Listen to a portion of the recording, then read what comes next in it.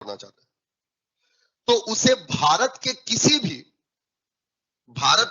भी निर्वाचन क्षेत्र में पंजीकृत मतदाता होना चाहिए। समझे मेरी बात को? भारत के किसी भी निर्वाचन क्षेत्र में पंजीकृत मतदाता होना चाहिए अगर उसको चुनाव लड़ना है।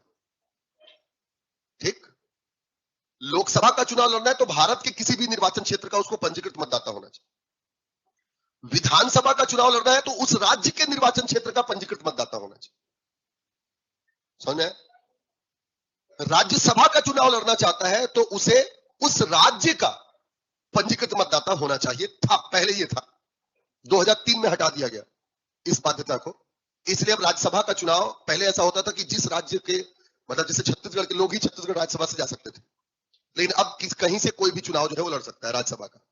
जैसे मनमोहन सिंह जी पंजाब से आते थे लेकिन असम के राज्यसभा सीट से वो रहे, मतलब मंत्री रहे, प्रधानमंत्री। समझ में आया? तो लोकसभा का अगर उसको मतदाता होना है, मतलब लोकसभा का चुनाव लड़ना है तो भारत के किसी भी निर्वाचन क्षेत्र का पंजीकृत मतदाता होना चाहिए। अब भारत में कहीं पर भी आप पंजीकृत मतदाता हैं, आप चुनाव लड़ सकते हैं, कहीं से भी लड़ सकते हैं, भारत के किसी भी लोकसभा सीट से। समझो ना, भारत के किसी भी लोकसभा सीट से लड़ सकते हैं। जैसे आप मोदी जी को देखे, जब 2014-2019 का चुनाव लड़े वो, तो एक गुजरात से भी लड़े और एक उत्तर प्रदेश के वाराणसी से भी लड़े।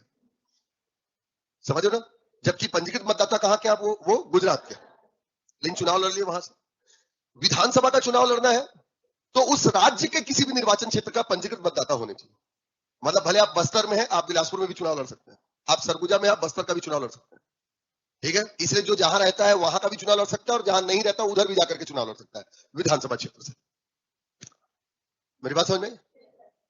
राज्यसभा के लिए भी यही बाध्यता थी कि राज्यसभा का चुनाव जो व्यक्ति लड़ रहा है उसे उस राज्य का पंजीकृत मतदाता होना चाहिए।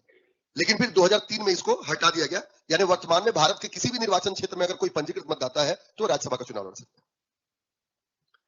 समझ में आया? लिखो तो इसको लिखवा रहा हूं। नंबर 1, और इस